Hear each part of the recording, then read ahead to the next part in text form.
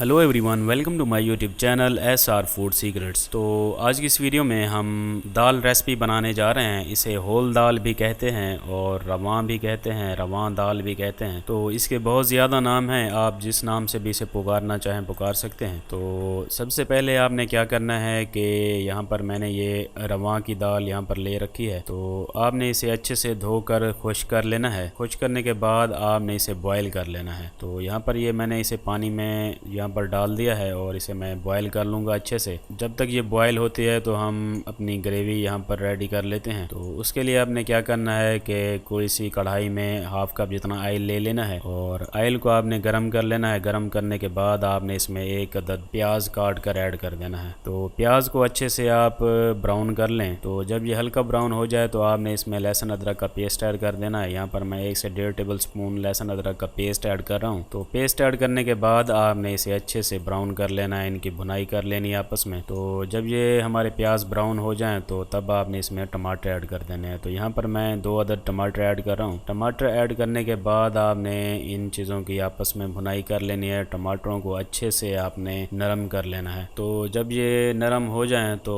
तब आपने इसमें सब्ज़ मिर्चें ऐड कर देनी हैं। तो सब्ज़ मिर्चें ऐड करने के बाद आपने यहाँ पर हल्की सी इसमें हल्दी ऐड कर दें। ज़्यादा नहीं ऐड करनी, थोड़ी सी ऐड करनी है। तो हल्दी ऐड करने के बाद इसमें मैं हाफ टी स्पून नमक ऐड कर रहा हूँ। नमक ऐड करने के बाद आपने इसमें 1 टीस्पून खुश्क धनिया पाउडर ऐड कर देना है और इसे अच्छे से मिक्स कर लें और इसमें थोड़ा सा पानी ऐड कर दें ताकि ये नीचे से लगने न लग जाएं और प्याज न जलें। तो उसके बाद आपने इसमें हाफ टी स्पून लाल मिर्च, कुटी हुई लाल मिर्च या लाल मिर्च का पाउडर ऐड कर देना है और हाफ टी स्पून आपने इसमें मिक्स गरम मसाला ऐड कर देना है। और इसके अलावा हाफ टी स्पून यहाँ पर मैं चाट मसाला ऐड कर रहा हूँ। चाट मसाला ऑप्शनल है, आप इसमें ऐड करना चाहें तो कर सकते हैं, अगर आप स्किप करना चाहें तो स्किप भी कर सकते हैं। तो आप इसे अच्छे से हिलाते जुलाते रहें, मिक्स कर लें, अच्छे से इनकी भुनाई कर लें और दरमियान में थोड़ा सा पानी ऐड कर दें ताकि मसाले जो हैं वो नरम रहें, जले ना। तो अच्छे से इनकी भुनाई कर लेनी है। अच्छे से आपने इनकी ग्रेवी बना लेनी है, इनको आपस में इनकी भुनाई कर लेनी है, पका लेना है इन्हें। तो जब अच्छे से ग्रेवी इनकी बन जाए तो यहाँ पर आप देख सकते हैं कि हमारे जो रवां दाल है वो भी यहाँ पर ये मुकम्मल बॉयल हो चुकी है, गल चुकी है। यहाँ पर आप देख सकते हैं ये बहुत नरम सी यहाँ पर बन चुकी है। इसका पानी आपने बिल्कुल खुश कर लेना है, बस हल्का हल्का सा इसमें पानी हो, क्योंकि हमने इसका पानी जो है वो ज़ाया नहीं करना, वो भी इसमें साथ में ऐड करना है। तो इसीलिए ज़्यादा पानी आपने इसका नहीं बचाना, थोड़ा सा हल्का सा पानी बचा लें। तो उसके बाद आपने हमारा जो मसाला बनाकर पहले रखा था उसमें आपने ये रवां दाल ऐड कर देनी है। तो ऐड करने के बाद इसे अच्छे से मिक्स करते रहें और इनकी भुनाई कर लें। तो 1 से 2 मिनट इसे अच्छे से मिक्स करने के बाद आपने इसका कवर ऊपर से चढ़ा देना है और इसे कुक होने के लिए रख देना है आपने। तो आपने इसका कवर तब उतारना है कि जब इसका पानी जो है वो बिल्कुल हल्का सा बच जाए। तो जब थोड़ा पानी इसका बच जाए तो आपने फिर इसका कवर उतार कर इससे भुनाई करते रहना है। आपने इसकी तकरीबन 5 से 6 मिनट अच्छी तरीके से भुनाई कर लेनी है। तो आपने इसमें मज़ीद पानी जो है वो ऐड नहीं करना, इसी पानी में आपने इसकी भुनाई कर लेनी है। आप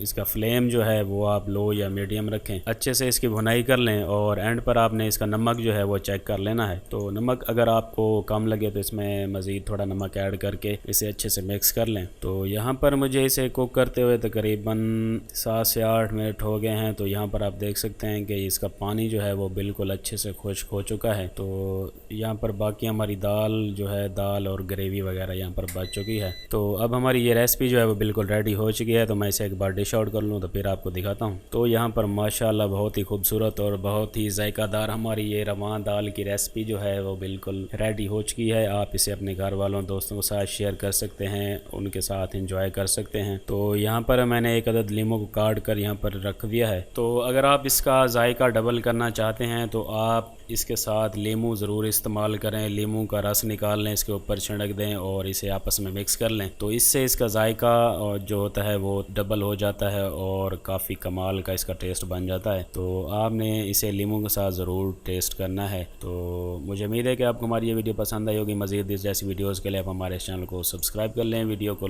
लाइक कर दें, दोस्तों के साथ शेयर कर दें और कमेंट्स में ज़रूर बताएं कि आपको हमारी ये रेसिपी कैसी लगी। तो इसी के साथ मुझे दीजिए इजाज़त, फिर मिलेंगे अगली वीडियो में। तब तक अपना ख्याल रखिएगा। अल्लाह हाफ़िज़।